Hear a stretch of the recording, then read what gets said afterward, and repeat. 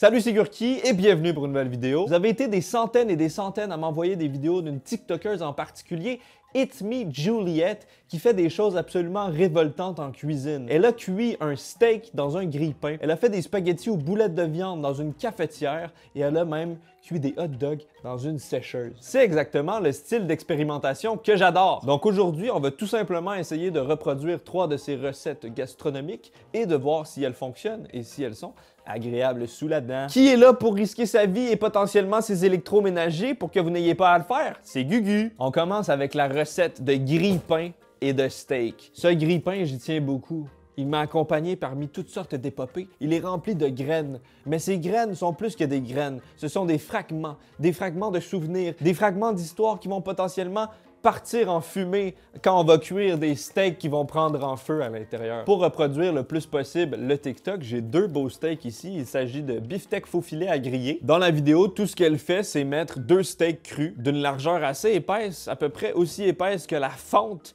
du toaster. Elle les met et ensuite, elle fait descendre la petite patente. Et tout d'un coup, comme par magie, on a des beaux steaks parfaitement cuits avec 8 litres de sauce dessus. On insère notre viande dans la fente, comme ça. Un steak, 2 steaks. Très important de le préciser, ne faites pas ça chez vous. C'est vraiment une très mauvaise idée. Il peut se passer toutes sortes d'accidents. Moi, j'aime bien ma viande saignante, mais là, je sens que ça va vraiment pas cuire. Ça va juste cuire l'extérieur. L'intérieur risque de rester vraiment cru. J'ai un peu peur. Mais la seule façon de savoir ce que ça va donner, c'est de le tester. Je vais le mettre à 6 pour que ça cuise. Au pire, on le mettra peut-être un peu après. Let's go! J'ai peur que le gras fonde dans le milieu. En tout cas, ça fonctionne. Ça a descendu comme si c'était des toasts. Il y a déjà pas mal de fumée. Pour l'instant, ça a vraiment pas l'air cuit à l'extérieur. Moi, je suis un vrai mâle. Le matin, je me fais pas 2 toasts, je me fais 2 steaks dans le toaster. Ça te met sur le piton pour commencer la journée. Ah! C'est fini? C'est fini, mais le steak a pas réussi à sortir.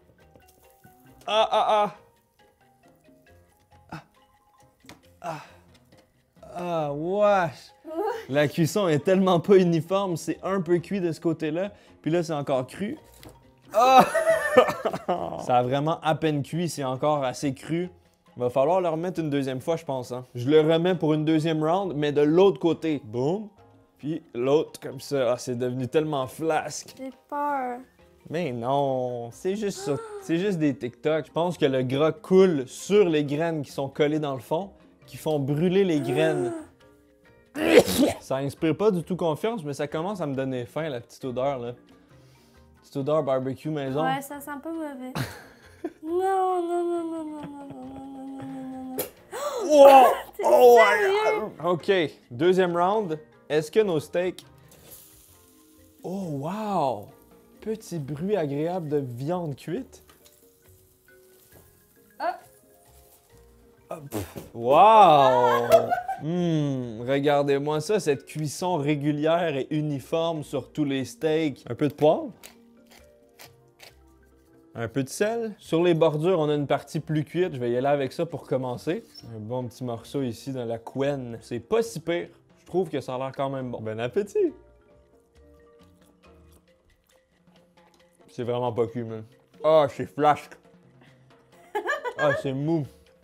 C'est la pire texture de steak que j'ai mangé. Ça roule dans le bouche. Il y a un horrible arrière-goût. Peut-être que ça avait l'air cuit en surface, mais à l'intérieur, c'est absolument pas cuit. Il y a une différence entre un steak bleu fait par quelqu'un qui sait ce qu'il fait et un steak bleu dans un toaster qui est dégueulasse. La texture est gluante. C'est vraiment pas bon. Je pourrais le remettre une 3e, 4e, 5e fois pour qu'il soit un peu plus cuit, mais ça marche juste vraiment mal. Le problème, c'est que chaque bouchée a une cuisson différente. C'est la roulette de la cuisson. Tu veux quelque chose de médium? Il y en a ici. Tu veux quelque chose de saignant? Il y en a ici. Il y en a pour tous les goûts. Tiens, il faut que tu goûtes ça. C'est historique, le steak toaster. C'est dur et mou, c'est fret et chaud. C'est bon et mauvais en même temps. La roulette de la diversité du steak. Je vais le réutiliser dans la poêle. On va cuisiner un bon truc avec ça, mais dans le toaster, c'est vraiment pas bon. Je pense qu'on peut dire que ce premier TikTok n'est malheureusement pas validé. Notre prochaine recette est la plus sophistiquée et la plus gastronomique. On va faire un délicieux spaghetti à la boulette de viande. J'ai tous les ingrédients nécessaires ici. Des petits spaghettis suffisamment petits pour rentrer dans la cafetière, des petites boules de viande et la fameuse sauce tomate. Malheureusement, dans le TikTok, c'est très difficile de comprendre toutes les étapes. Il y a des cotes magiques un peu partout, manque d'explications. Donc, je vais essayer de faire du mieux possible. On ouvre ça et on va remplir le réservoir d'eau. On en met juste assez pour que ça remplisse la cafetière. On l'allume, puis là, ça va chauffer l'eau. Regarde ça, Chibi, c'est une cafetière à café filtre. C'est ça que le monde utilise pour faire de l'eau aromatisée au café. Peut-être que vous vous demandez c'est quoi l'intérêt de faire des spaghettis boulettes de viande dans une cafetière. Moi, j'ai tout de suite compris en voyant le TikTok que c'est très utile. Si par exemple, vous êtes dans une chambre d'hôtel, vous amenez votre petite valise, vos petites boulettes de viande, vous voulez faire un spaghetti, ben généralement dans les chambres d'hôtel, il y a des cafetières comme ça. Moi, quand je vais en voyage, c'est un indispensable, j'ai toujours ma petite poche à boulettes crues. Partout où je vais. Passeport, boulettes crues. Les deux essentiels. On a une bonne quantité d'eau bouillante. Je vais arrêter la cafetière. L'eau a arrêté de couler. Et là, je vais mettre mes boulettes de viande et mes spaghettis à l'intérieur. Ça va nous faire des bonnes boulettes de viande bouillies dans de l'eau chaude. Ah! Hop, nos petits spaghettis, comme à l'intérieur, comme ça. Et là, on referme le couvercle.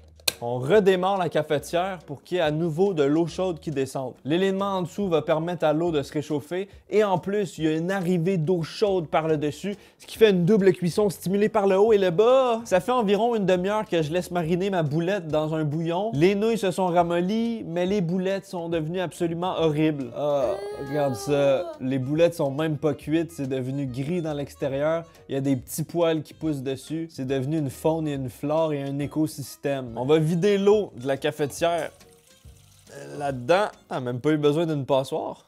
Ah! Ça a l'air bon. C'est notre portion de spaghetti à la meatball. On va remettre ça ici. C'est le moment de l'étape cruciale de la recette. On ouvre le réservoir et j'ai mon coulis de tomates qui va servir de sauce pour nos pâtes. On verse ça là-dedans, on rallume la cafetière, puis là, il va y avoir une transfusion de sauce chaude qui va techniquement chauffer nos boulettes et nos pâtes. Est-ce que ça va marcher? Est-ce que le liquide est trop épais pour la cafetière? Est-ce que tout cela est une mascarade des réseaux sociaux? Le suspense est à son comble. Je pense malheureusement que le coulis de tomate est peut-être trop épais. Je vais le diluer avec un peu d'eau. Oh! Regarde-moi ça, à quel point ça fonctionne bien! Oh! What? J'ai détruit la machine, mais ça marche! Mais là, il est rendu dans la bouillie! Ça va donner du goût! Allez, putain! Tu m'as saoulé, sale machine! Je suis tellement déçu! Pourquoi une machine à café n'arrive pas à faire des spaghettis? C'est sûr qu'on pourrait le laisser cuire encore très longtemps, mais on n'a pas toute la journée. J'ai faim, je veux du spaghetti. Le repas est servi. Oh! Oh my god. Oh, que c'est beau, hein? C'est appétissant. On a notre belle sauce bien veloutée. Un peu de poivre sur le dessus. Un peu de sel en finition, là. Oh. Franchement, ça a l'air délicieux. Je me prends une petite bouchée de pâte. Bon appétit. Oh. Au début, je trouvais ça bon. Ah! Mais ensuite, j'ai croqué dans la pâte. Puis c'était littéralement une pâte de pâte. L'extérieur est dur, mais l'intérieur est beaucoup trop mou et cuit et pâteux. Voyons voir la cuisson de nos boulettes, hein. Est-ce qu'elles sont safe à déguster?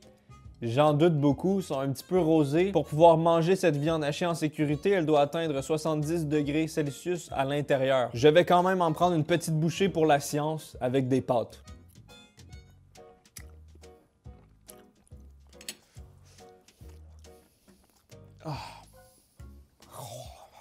La viande est vraiment pas assez cuite, petit goût rosé, sanglant. Et plus j'ai mangé les pâtes, plus j'avais envie de disparaître de ce monde. Le seul bon truc, c'est la sauce tomate. C'est dur à battre. Goûte aux pâtes, dis-moi ce que t'en penses. Oh, c'est vraiment pâteux, j'ai même l'impression que c'est imbibé d'eau. Je sais pas comment ça s'est passé, j'ai jamais mangé des pâtes avec cette texture-là. Ouais, moi non plus. J'ai déjà mangé des pâtes trop cuites, collantes. Ouais. Mais là, c'est pas assez cuit, puis trop cuit en même temps. Pour l'instant, les TikTok sont pas fameux, hein? On nous ment beaucoup sur ce réseau social. Après ces deux énormes déceptions et pertes de temps, c'est l'heure de faire la troisième et finale recette. Moi là, je suis un amateur de roteux. J'aime ça, les bons hot dogs. Et aujourd'hui, on va faire un hot dog très particulier. J'ai ici mes saucisses au fromage cheddar. On va cuire notre hot dog dans la sécheuse. C'est vraiment une très mauvaise idée, surtout quand ça vaut cher les électroménagers. La recette est très simple. On met des saucisses dans la sécheuse en mode heavy duty, qui veut dire mode très intense pour quand t'as des grosses brassées. Ensuite, on sort notre saucisse, on la dispose sur un délicieux pain avec les condiments de notre choix. Ensuite, tout ce qui reste, c'est à l'enfourner dans sa gueule. Je vais pousser l'expérience à un niveau un peu supérieur. Moi, quand je mange mes hot dogs, j'aime ça du pain chaud. Non. Je vais mettre également des pains dans la sécheuse. J'ai des beaux pains gourmets qu'on prévoyait manger cette semaine en faisant des hot dogs de luxe. On met ça dans la sécheuse. Tiens. Oups. Hop. Hop. Nos belles saucisses fumées au cheddar. Heavy duty, le même mode que sur le TikTok. Température élevée, séchage élevé. Let's go.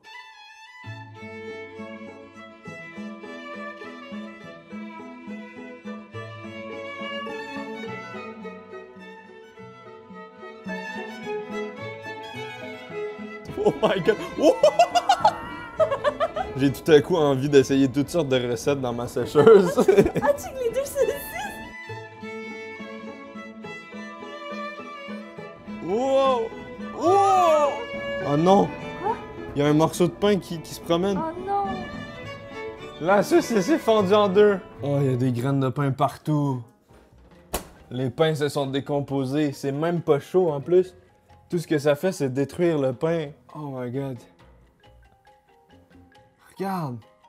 Elle s'est fait complètement détruire. Bon, ben, malheureusement, le hot dog séché, c'est un échec. J'avais envie d'y croire, mais ça a absolument pas marché. La saucisse est crute et froide. Le pain est absolument démoli. Et il y a du fromage partout dans ma sécheuse. Étant donné que la saucisse est crue, que le pain est fret, ça sert à rien que j'y goûte, ça a juste pas marché. J'ai quand même eu beaucoup de plaisir à tester ces expériences culinaires TikTok.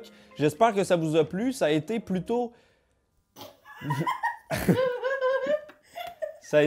La majorité a échoué, mais je pense qu'on peut faire beaucoup plus que ce qu'on fait avec un toaster. J'espère que cette vidéo vous a plu. Si c'est le cas, n'hésitez pas d'y mettre un pouce bleu. Vous pouvez aussi vous abonner et activer la cloche, le charabia du YouTuber qui fait plaisir. Il y a également ceci qui est en vente, la marchandise officielle, melon d'eau, logo brodé, disponible dans la description, le cadeau idéal pour Noël, 10% de rabais avec le code GURKI. C'était Gurki et à très bientôt.